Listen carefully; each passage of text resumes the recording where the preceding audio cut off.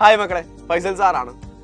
മക്കൾക്ക് എല്ലാവർക്കും അറിയാവുന്നതുപോലെ തന്നെ നമ്മുടെ സോഷ്യൽ സയൻസിന്റെ എന്ന് മാത്രമല്ല 8ാം ക്ലാസ്സിന്റെ CBSEയുടെ പുതിയ സിലബസിലുള്ള ടെക്സ്റ്റ് ബുക്ക് ആക്ച്വലി റിലീസ് ആയിട്ടുണ്ട്. അതിലെ സോഷ്യൽ സയൻസ് സബ്ജക്റ്റിന്റെ ഡീറ്റെയിലിംഗ് ആണ് ആക്ച്വലി ഈ ഒരു വീഡിയോ നിങ്ങൾക്ക് കിട്ടാൻ പോകുന്നത്. ഇതിലെ മുഴുവൻ ഭാഗങ്ങളും ഞാൻ ഇവിടെ ഡിസ്കസ് ചെയ്യുന്നതായിരിക്കും. സോ അതുകൊണ്ട് തന്നെ ഈ വീഡിയോ സ്റ്റാർട്ട് മുതൽ എൻഡ് വരെ മക്കൾ നിർബന്ധമായിട്ടും കാണണമെന്നാണ് ആദ്യം തന്നെ ഉണർത്തുന്ന കാര്യം എന്ന് പറയുന്നത്. ഇതിലേക്ക് നമ്മൾ ഡീറ്റെയിൽ നോക്കുന്ന സമയത്ത് മക്കൾ മനസ്സിലാക്കി വെക്കേണ്ട ആദ്യത്തെ കാര്യം എന്ന് പറയുന്നത്, ഇത് പാർട്ട് 1 ടെക്സ്റ്റ് ബുക്കാണ് വന്നിട്ടുള്ളത്. നിങ്ങൾക്ക് ഇതിന് ശേഷം പാർട്ട് 2 ടെക്സ്റ്റ് ബുക്ക് ചെയ്യാനുണ്ട്, ഓട്ടോമാറ്റിക്കലി വരാനുണ്ട്. ഈ പാർട്ട് 1 ടെക്സ്റ്റ് ബുക്കിലെ 7 ചാപ്റ്ററുകളാണ് ഉള്ളത്. 7 ചാപ്റ്ററെ നമുക്ക് വേണമെങ്കിൽ ആക്ച്വലി ഒന്ന് ഡിവൈഡ് ചെയ്തിട്ട് നോക്കാം. നമ്മുടെ സോഷ്യൽ സയൻസ് നമുക്ക് 4 ആയിട്ടാണല്ലോ ഡിവൈഡ് ചെയ്യാൻ പറ്റാറുള്ളത്. നമ്മുടെ എക്കണോമിക്സ്, പൊളിറ്റിക്കൽ സയൻസ്, ഹിസ്റ്ററി, അതുപോലെ തന്നെ ജിയോഗ്രഫി എന്ന് പറഞ്ഞിട്ട് ഈ 4 ഭാഗങ്ങളിൽ നിന്ന് കൂടിയായിട്ടാണ് നിങ്ങൾക്ക് 7 ചാപ്റ്റേഴ്സുകൾ വന്നിട്ടുള്ളത്. അത് ഓരോ ചാപ്റ്ററിനെയും ജസ്റ്റ് ഒരു ഡീറ്റെയിൽ നോക്കുകയാണെന്നുണ്ടെങ്കിൽ അതിന്റെ ഫസ്റ്റ് ചാപ്റ്റർ എന്ന് പറയുന്നത് natural resources and their use എന്ന് പറയുന്ന ചാപ്റ്റർ.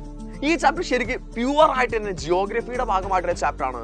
സോ ജിയോഗ്രഫിയുടെ ഒരു ഡീറ്റെയിലിംഗ് പറയുന്ന നമ്മുടെ എർത്തിലെയും അതുപോലെ തന്നെ നാച്ചുറൽ റിസോഴ്സസിന്റെ നമ്മൾ യൂസിനെയും അതുപോലെ തന്നെ സസ്റ്റൈനബിൾ ഡെവലപ്മെന്റിനെ കുറിച്ചിട്ടുള്ള കാര്യങ്ങളൊക്കെയാണ് നമ്മുടെ ഫസ്റ്റ് ചാപ്റ്ററിൽ ഡിസ്കസ് ചെയ്യാൻ പോകുന്നത്. എന്നാൽ സെക്കൻഡ് ചാപ്റ്റർ ആയിട്ടുള്ള റീഷേപ്പിംഗ് ഇന്ത്യസ് പൊളിറ്റിക്കൽ മാപ്പ് എന്ന് പറയുന്ന ചാപ്റ്റർ അത് പ്യുവർലി ഫ്രം ദ ഹിസ്റ്ററിയാണ്. അത് ഹിസ്റ്ററിയുടെ ചാപ്റ്റർ ആണ്. അതുപോലെ തന്നെ തേർഡ് ചാപ്റ്റർ ആയിട്ടുള്ള ദ റൈസ് ഓഫ് മറാത്താസ് എന്ന് പറയുന്ന ചാപ്റ്ററും ആക്ച്വലി ഹിസ്റ്ററി ആണ്. മാത്രമല്ല 4ാമത്തെ ചാപ്റ്റർ ആയിട്ടുള്ള ദ കൊളോണിയൽ ഇറ ഇൻ ഇന്ത്യ എന്ന് പറയുന്ന ചാപ്റ്ററും ഹിസ്റ്ററിയാണ്. അപ്പൊ ഹിസ്റ്ററിയിൽ നിന്ന് മാത്രം നമുക്ക് 3 ചാപ്റ്ററുകൾ വരുന്നുണ്ട്. ജിയോഗ്രഫിയുടെ ഭാഗത്ത് നമുക്ക് ആകെ ഇപ്പൊ വന്നിട്ടുള്ള എന്താണ്, ഒരു ചാപ്റ്റർ മാത്രമാണ്. എന്നാൽ പൊളിറ്റിക്കൽ സയൻസിന്റെ ഭാഗത്തിലേക്ക് പോവുകയാണെങ്കിൽ നമ്മുടെ 5th ചാപ്റ്റർ എന്ന് പറയുന്നത് universal franchise and India's electoral system എന്ന് പറയുന്ന പ്യുവർലി ഒരു പൊളിറ്റിക്കൽ സയൻസിന്റെ ഭാഗമായിട്ട് നമ്മുടെ ഇലക്ഷനെയും അതുപോലെ തന്നെ അതുമായിട്ട് ബന്ധപ്പെട്ട കാര്യങ്ങളെയും ഒക്കെ ഡിസ്കസ് ചെയ്യുന്ന ഒരു ചാപ്റ്ററാണ് നമ്മുടെ 5ാമത്തെ ചാപ്റ്റർ എന്ന് പറയുന്നത്. എന്നാൽ 6ാമത്തെ ചാപ്റ്ററും അതും പൊളിറ്റിക്കൽ സയൻസിന്റെ ഭാഗം തന്നെയാണ്. The parliamentary system, legislature and executive എന്ന് പറയുന്ന ഭാഗമാണ്. ഇത് ഏറ്റവും അവസാനമായിട്ടുള്ള നമ്മുടെ ചാപ്റ്റർ അത് എക്കണോമിക്സിന്റെ ഭാഗമായിട്ടുള്ള ഫാക്ടേഴ്സ് ഓഫ് പ്രൊഡക്ഷൻ എന്ന് പറയുന്ന ചാപ്റ്ററാണ്.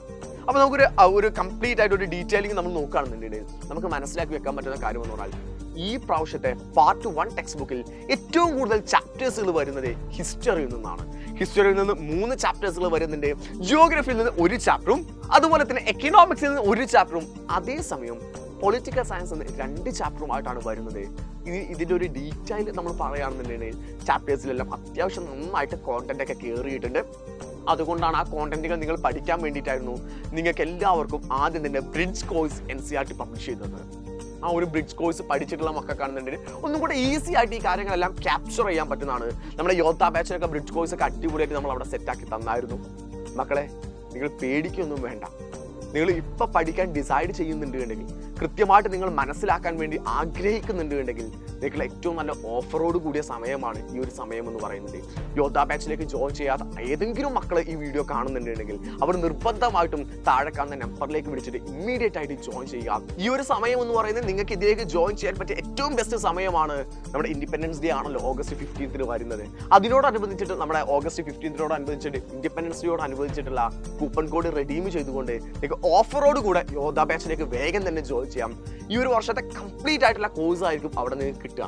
അപ്പോൾ പുതിയ ടെക്സ്റ്റ് ബുക്ക് ആണ്, പുതിയ ഏരിയാസ് ആണ്, പുതിയ സിലബസ് ആണ്, PYQ ക്വസ്റ്റ്യൻസുകൾ ഒന്നുമില്ലാത്ത ഏരിയ ആണ് എന്ന് പറഞ്ഞിട്ട് എൻ്റെ മക്കൾ ഒരിക്കലും ഡിഫിക്കൽറ്റിയിലേക്ക് ഫേസ് ചെയ്യാൻ പാടില്ല.